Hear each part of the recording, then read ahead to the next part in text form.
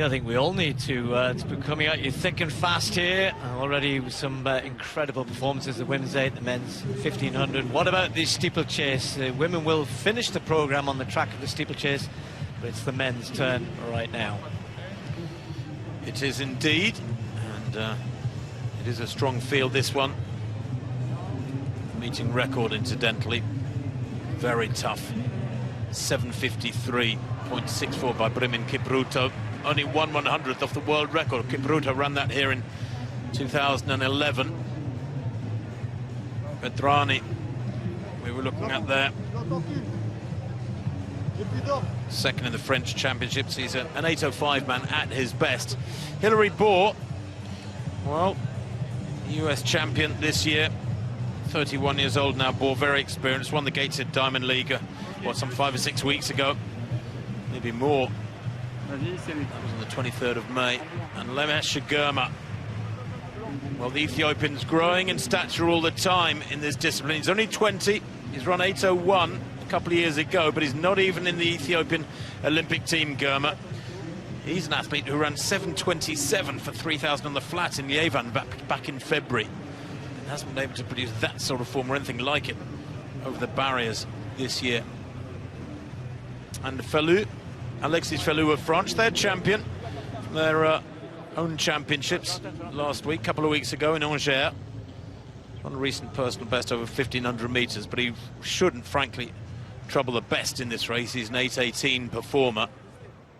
The field, though, does include 5 from the top 8 at the last World Championships. It's a really good field in depth. And the pace that's been asked for, well, around 8:05, 8:06 tempo.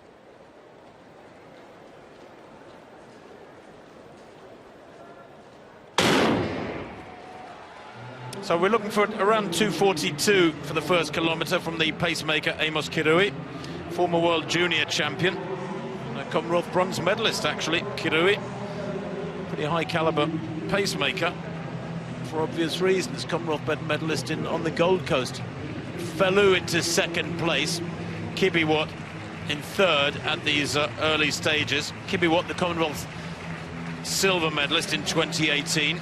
He's an 8:05 performer at his best. It's a discipline which this year as yet hasn't really come alive, the steeplechase. Only 3 men under 8:10 so far this year. You feel there's an inevitability to a domination from the Kenyans and the Ethiopians come Tokyo.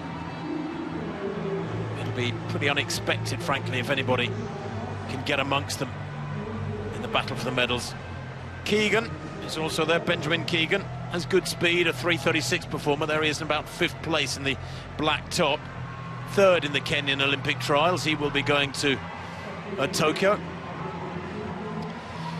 Yeah, you wouldn't expect to see Fellou leading the pack here, would you? But really interested. You've been talking about the Ethiopians there, Tim, and really I'm a bit of an admirer of Akili here. And I think you know, he's only 18 and somebody who they obviously think has got a big future.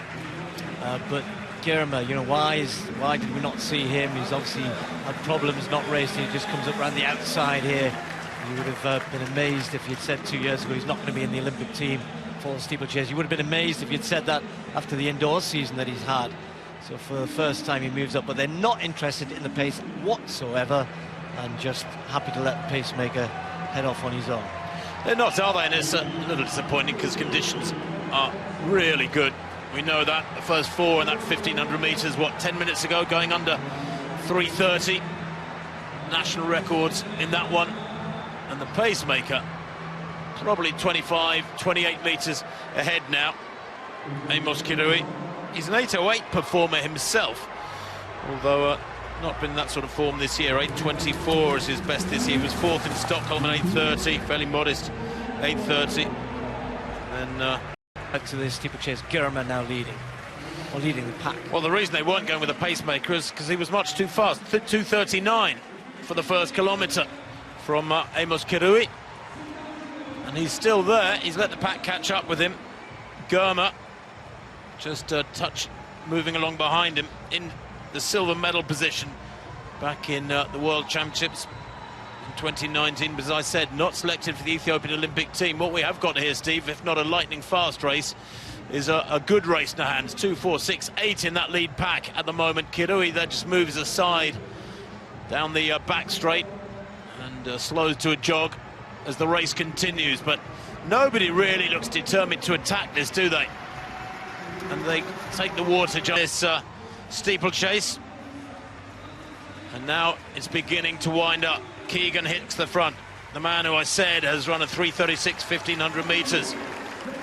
He has good speed. He only started the steeplechase back in 2017, a member of the Kenyan Defence Forces. So many of the Kenyan top athletes are in the police or the customs or the defence forces, the army, for example. They have that semi-sponsorship. Tim, the bell's ringing, and I'm pretty sure they've got 2 laps to go, and he's sprinting away as though this is the last lap, bless him. You're dead They're right. ringing the bell. This is terrible. This is not the athlete's fault. Keegan will respond to a bell. All athletes respond to a bell. And look at the clock, 6:26. But the athletes trust it. You know, they go into a sort of zone of focus mentally. He thinks this is his final water jump. I think they all do these first 3. Surely those behind must have realised. When he comes down the straight, he'll see the clock. It'll be about 8 minutes when he crosses, 7 minutes when he crosses the line. And surely he'll realise there.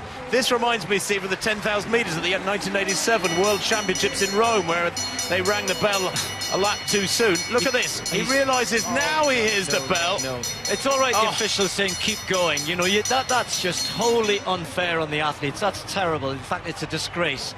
You know, the officials have to do their job, and counting laps is the simplest of jobs. It's pointless ringing the bell louder. You know, these poor guys have given their everything.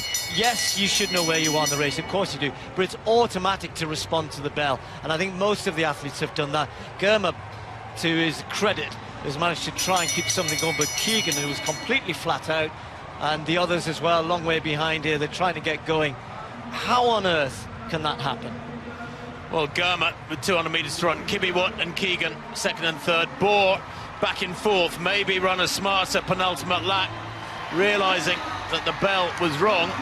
You'd have to have real confidence to glance at the clock and take it all in and ignore what everybody else was doing, wouldn't you? It sounds so simple to look at the clock and realise, but it's much, much easier to say than to do. It is, however, going to be Germa from Kibiwot. Look at Kibiwot.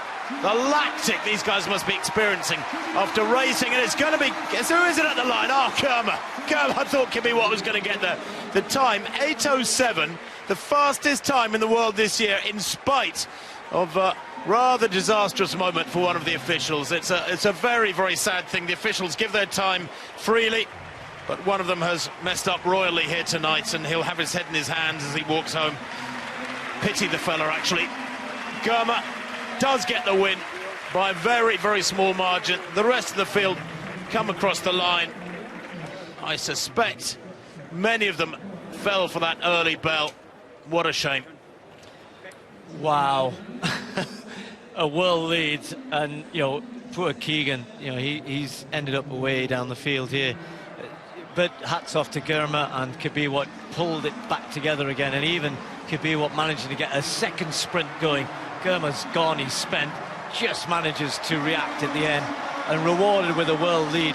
And it begs the question again, Tim, why was Germa, I can only presume, I don't know, that he was injured and wasn't able to contest the Ethiopian trials. He's not going to the Olympics. He's one of the best steeplechasers in the world, if not, you know, right up there in the top 2 or 3. He's shown he's back in good shape. He's produced a world lead with a sprinting penultimate lap, but he's not going to be at the Olympics. I know, great shame.